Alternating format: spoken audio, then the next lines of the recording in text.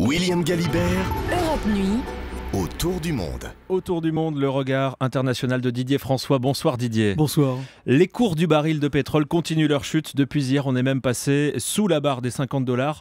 Mais une fois qu'on a dit ça, on n'a pas tout dit. Didier, on va s'intéresser avec vous ce soir au jeu géopolitique autour de ce baril de pétrole et notamment le rôle de l'Arabie Saoudite qui politiquement fait tout pour maintenir les cours du pétrole au plus bas. Voilà, c'est en tout cas l'hypothèse que font aujourd'hui de nombreux analystes, parce que si on peut évidemment expliquer la baisse des cours par le simple jeu de l'offre et de la demande, et donc essentiellement par le ralentissement de l'activité économique au niveau international, il est toutefois beaucoup plus difficile de comprendre pourquoi l'Arabie Saoudite, premier producteur mondial, principal opérateur des pays de l'OPEP, reste totalement passive face à ce décrochage. Rappelons que le baril était à plus de $100 il y a encore 6 mois. Et qu'on nous disait même que Voilà. ça allait grimper jusqu'à $200. Exactement. Sous peu. Et donc on prédisait ce doublement. Or aujourd'hui, qu'est-ce qu'on voit ? Le royaume saoudien qui fait comme s'il n'était absolument pas concerné par ce décrochage historique.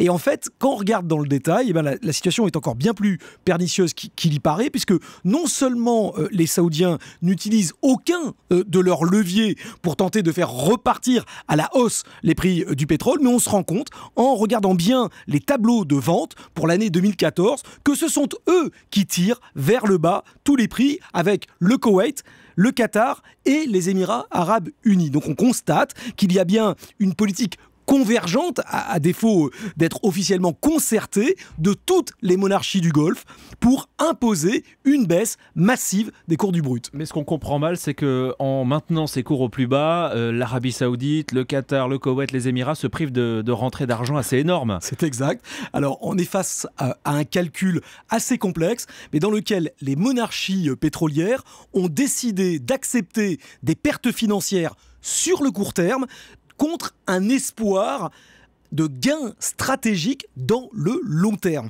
Alors l'astuce, c'est la suivante.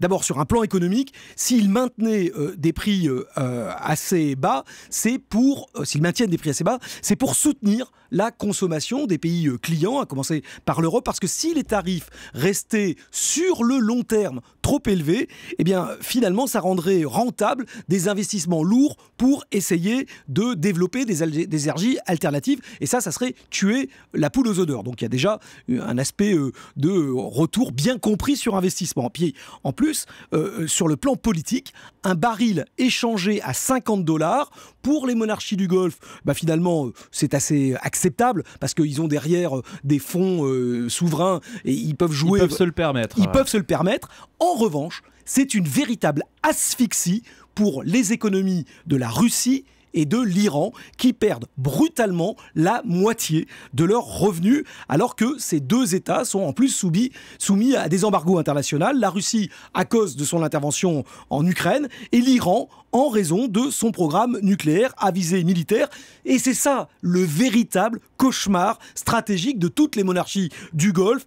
Elles sont arabes et sunnites et qui voient dans leurs grands voisins perses et chiites leur ennemi mortel. Alors rappelons pour mémoire en plus que la Russie est le principal allié de l'Iran en Syrie. Donc les mettre économiquement puis politiquement à genoux, ça n'a pas de prix pour les Saoudiens et consorts, qui d'ailleurs dans cette bataille peuvent compter sur le soutien sans faille de l'administration américaine, évidemment.